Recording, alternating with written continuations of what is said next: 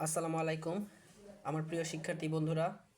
আজকে আমি হাজির হয়েছি আশিক অনলাইন এডুকেশনের পক্ষ থেকে রসায়ন 11 অধ্যায় অর্থাৎ খনিজ সম্পদ এবং জীবাশ্ম নিয়ে। আজকে হচ্ছে এটার প্রথম পর্ব। তো আসলে আমরা জীবাশ্ম বলতে কি বুঝি? জীবাশ্ম হচ্ছে উদ্ভিদ এবং প্রাণীর দেহাবশেষ। মানে হচ্ছে হয়তো আজকে থেকে 5 লাখ বছর আগে কোনো একটা ভূমিকম্প বা কোনো কারণে উদ্ভিদ এবং প্রাণীর দেহাবশেষ মাটির নিচে চাপা পড়ে যায়, যা তাপ, চাপ এবং রাসায়নিক বিক্রিয়ার মাধ্যমে পরিবর্তিত হয়ে গেছে। এমনভাবে পরিবর্তিত হয়েছে যে জ্বালানিতে রূপান্তর হয়ে গেছে। তখন আমরা সেটাকে বলবো জীবাশ্ম জ্বালানি। উদাহরণগুলো কি কি হতে পারে? কয়লা, পেট্রোলিয়াম এবং প্রাকৃতিক গ্যাস। এই প্রাকৃতিক গ্যাসের উপাদানগুলো আমাদের লাগবে, পরীক্ষায় আসতে পারে এমসিকিউ আকারে, সেজন্য মুখস্থ করা লাগবে। আমাদের কি কি আছে? মিথেন আছে 80%, ইথেন 7%, প্রোপেন 6%, বিউটেন এবং আইসোবিউটেন হচ্ছে 4% এবং পেন্টেন হচ্ছে 3%। এগুলো একটু মনে রাখার চেষ্টা করবে, বারবার পড়লে এমনিতেই মনে থাকে এগুলা। আর বাংলাদেশে প্রাকৃতিক গ্যাসের 95 থেকে 99%ই হচ্ছে মিথেন, যেখানে নর্মালি থাকার কথা 80%। এটা আমাদের জন্য ভালো। যাই হোক, অপরিশোধিত তেল বা ক্রুড অয়েল কী জিনিস? ক্রুড অয়েল হচ্ছে যে পেট্রোলিয়াম খনি থেকে আমরা সরাসরি পাই, সেটাই হচ্ছে ক্রুড অয়েল। এটা আসলে খুব একটা বিশুদ্ধ না, এটাকে পরিশোধিত করতে হয়।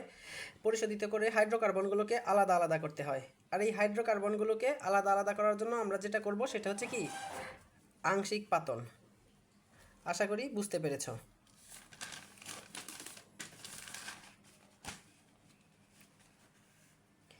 এবার আমরা দেখব বিভিন্ন হাইড্রোকার্বনের স্ফুটনাঙ্ক এবং কার্বন সংখ্যা।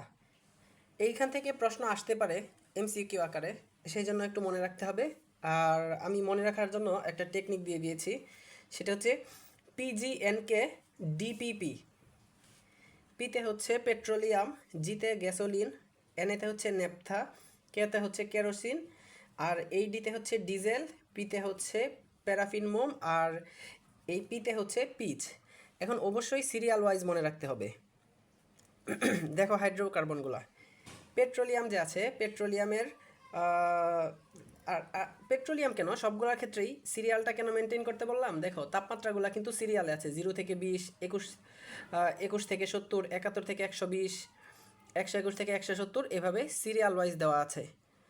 তাপমাত্রাগুলো মনে রাখার চেষ্টা করবে। এখান থেকে যে আসবেই এমসিকিউ এমন বলা যায় না, তবে একটু মনে রাখার চেষ্টা করো, মনে থাকলে ভালো।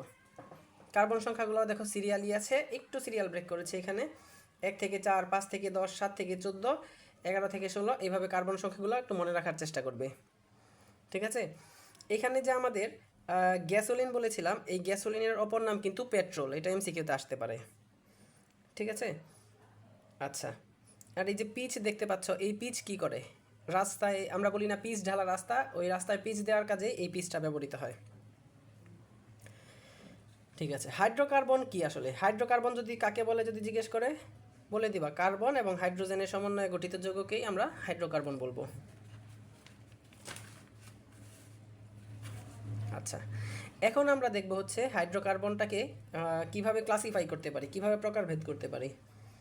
হাইড্রোকার্বন আসলে দুই প্রকার, এলিফেটিক এবং অ্যারোমেটিক।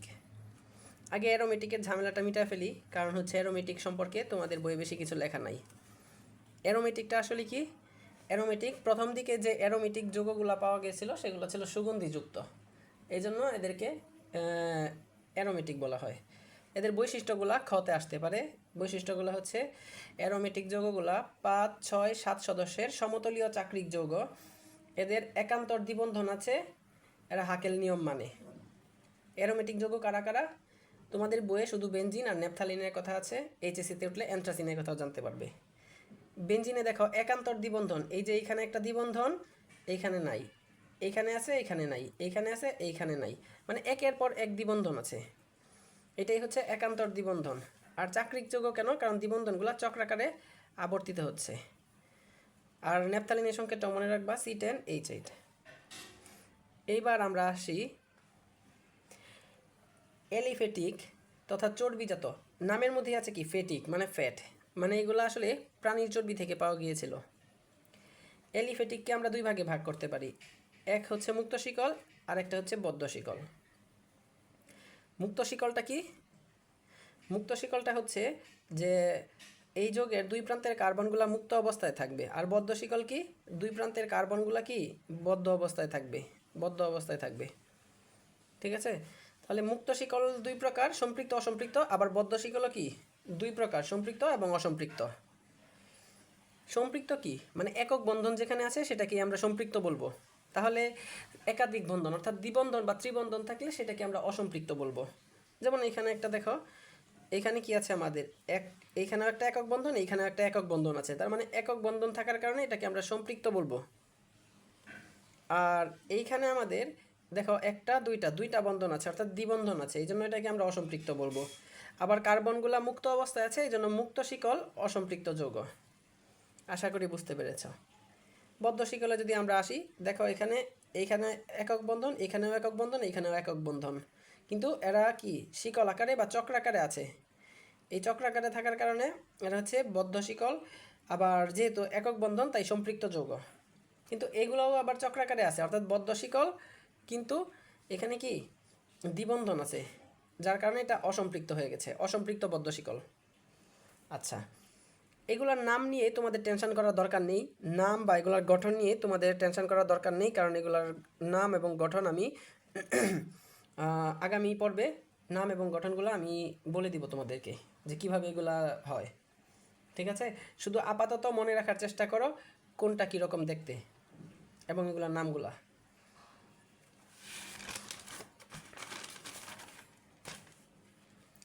খেয়াল করো, সমগোত্রীয় শ্রেণী যে সকল যৌগের কার্যকরীমূলক একই, ফলে তাদের ভৌত এবং রাসায়নিক ধর্মে আমরা গভীর মিল দেখতে পাই, সেগুলাই হচ্ছে সমগোত্রীয় শ্রেণী।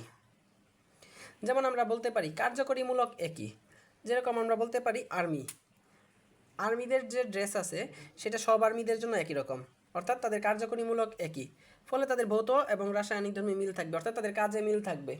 কিন্তু পুলিশের ড্রেস অন্যরকম আর্মির তুলনায়, ফলে তাদের কার্যকরীমূলক কি আলাদা, যার কারণে তাদের ভৌত রাসায়নিক ধর্মটাও এই আর্মিদের থেকে আলাদা, অর্থাৎ তাদের ধর্ম আলাদা। এইভাবে কার্যকরীমূলক দেখে আমরা সমগোত্রীয় শ্রেণীগুলোকে আলাদা করতে পারি। এখন আমরা এই সমগোত্রীয় শ্রেণীগুলো দেখব। সমগোত্রীয় শ্রেণী তোমাদের এসএসসিতে 6টা আছে, এইচএসসিতে আরও বেশি আছে। এসএসসিতে কী কী আছে? অ্যালকেন আছে, অ্যালকিন আছে, অ্যালকাইন, অ্যালকোহল, অ্যালডিহাইড এবং কার্বক্সিলিক অ্যাসিড আছে। অ্যালকেনটা কি? আচ্ছা, আমরা আগে অ্যালকিন দিয়ে শুরু করব, এই 2 নাম্বারটা দিয়ে শুরু করব। আমরা একটা অ্যাড দেখেছিলাম, এরকম ছিল যে রাইস কুকারের অ্যাড আর কি, যে যতটুকু চাল তার দ্বিগুণ পানি। এইখানে অ্যালকিনের নিয়ম হচ্ছে যতটুকু কার্বন তার দ্বিগুণ হাইড্রোজেন, CnH2n, যতটুকু কার্বন তার দ্বিগুণ হাইড্রোজেন। ঠিক আছে, এখন এই দ্বিগুণের চেয়ে যদি 2টা বেশি হয়ে যায় তাহলে অ্যালকেন, মানে একটু উপরে, আর যদি দ্বিগুণের চেয়ে 2টা কম হয়ে যায় তাহলে অ্যালকাইন। ঠিক আছে, তার মানে অ্যালকিনের সাথে 2টা যোগ করলে অ্যালকেন এবং অ্যালকিন থেকে 2টা বাদ দিলে অ্যালকাইন। আর এখানে কতগুলো উদাহরণ দিয়ে রেখেছি, এগুলো আমরা যখন আমরা অ্যালকাইন সব কিছু আলাদাভাবে পড়বো তখন এই উদাহরণগুলো আবার নিয়ে আলোচনা করব। এখন জাস্ট মনে রাখার চেষ্টা করো। এইখানে আছে কি আমাদের অ্যালকেনের উদাহরণ হচ্ছে CH4 মিথেন, অ্যালকিন হচ্ছে ইথিন, অ্যালকাইনের উদাহরণ ইথাইন, অ্যালকোহল হচ্ছে ইথানল। অ্যালকোহল আমরা চিনব কিভাবে? অ্যালকোহল, অ্যালডিহাইড এবং এই কার্বক্সিলিক অ্যাসিড, এই তিনটাকে কিভাবে চিনব? এই তিনটাকে চেনার উপায় হচ্ছে আমাদের অ্যালকাইলমূলক চিনতে হবে। অ্যালকাইলমূলক কি? অ্যালকেন থেকে যদি একটা হাইড্রোজেনকে আমরা বাদ দিয়ে দিই, অ্যালকেনের সংকেত কী ছিল? CnH2n+2 ছিল না? এইখান থেকে যদি একটা হাইড্রোজেন বাদ দিয়ে দিই তাহলে CnH2n+1 থাকবে না? এই CnH2n+1টাই হচ্ছে অ্যালকাইলমূলক। আমি যদি কার্বনের জায়গায় মানে এনের জায়গায় 1 দেই তাহলে C1 আর H2 × 1, অর্থাৎ n এর মান যদি আমরা 1 দেই, এখানে C না দিয়ে n দিয়ে দিই, n এর মান যদি আমরা 1 দেই তাহলে কত হবে? কার্বন একটা, হাইড্রোজেন 2 কে 2 আর 1 3, 3টা, অর্থাৎ CH3। এইটাকে আমরা অ্যালকাইলমূলক বলবো। এই অ্যালকাইলমূলকটার নাম হচ্ছে মিথাইলমূলক। এই অ্যালকাইলটার নাম হচ্ছে মিথাইল।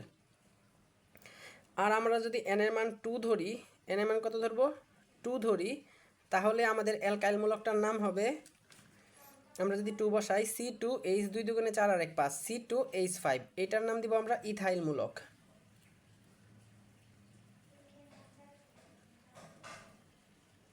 ইথাইল মূলক। এই অ্যালকাইল মূলকের যোজনী হচ্ছে 1। এখন আমরা যদি এই অ্যালকোহল চিনব কিভাবে, OH দেখে। অ্যালডিহাইড কিভাবে চিনব, CHO দেখে। এই কার্বক্সিলিক অ্যাসিড কিভাবে চিনব, COOH দেখে। তো এইগুলোর সাথে OH এর সাথে যদি আমরা একটা R লাগিয়ে দিই, অর্থাৎ এই অ্যালকাইল মূলকটা লাগিয়ে দিই, তাহলে এটা হয়ে যাবে অ্যালকোহল। CHOর সাথে যদি আমরা ওই R মূলকটা বা অ্যালকাইল মূলকটা লাগিয়ে দিই, অ্যালডিহাইড। COOH এর সাথে অ্যালকাইল মূলকটা লাগিয়ে দিলে হবে কার্বক্সিলিক অ্যাসিড। যেমন আমি এখানে উদাহরণগুলো দিয়ে রেখেছি। তোমাদের কাজ হচ্ছে এই বিষয়গুলো আমি যেভাবে লিখেছি সেভাবে বা তোমাদের সুবিধা মতো নোট করে ফেলা। আচ্ছা, আশা করি বুঝতে পেরেছ। এখন কথা হচ্ছে যে এইগুলো হচ্ছে বইয়ের বেসিক, ঠিক আছে? তোমাদের বিগত বছরের যে বোর্ড প্রশ্নগুলো আছে সেই বোর্ড প্রশ্নগুলো আমাদেরকে সলভ করতে হবে। শুধুমাত্র বইয়ের বেসিক নিলে হবে না, কিন্তু আমাদের বইয়ের বেসিক ছাড়া বিগত বছরের প্রশ্নগুলো সলভ করলেও আমাদের কোনো লাভ নাই। তাই আমার পরামর্শ হচ্ছে তোমরা আমার এই ক্লাসটা খুব মন দিয়ে সুন্দর করে নোট করে ফেলো। এখানে 4 পেজ আছে, 4 পেজ নোট করা খুব কঠিন না। আশা করি খুব একটা সময় লাগবে না। নোট করে ফেলবা এবং সাথে সাথে এগুলা পড়ে ফেলবা। আমি যখন নেক্সট পর্ব অর্থাৎ পর্ব 2 দিব, তখন যেন এগুলা বাকি না থাকে। এগুলা যদি পড়া থাকে তখন পর্ব 2টা বুঝতে আর একটু সুবিধা হবে। আর আশা করি 3 পর্বের মধ্যে শেষ করতে পারবো। এরপর আমরা বোর্ড প্রশ্নগুলো সলভ করলে আমাদের এই জীবাশ্ম অধ্যায় 100% প্রস্তুতি হয়ে যাবে। ধন্যবাদ।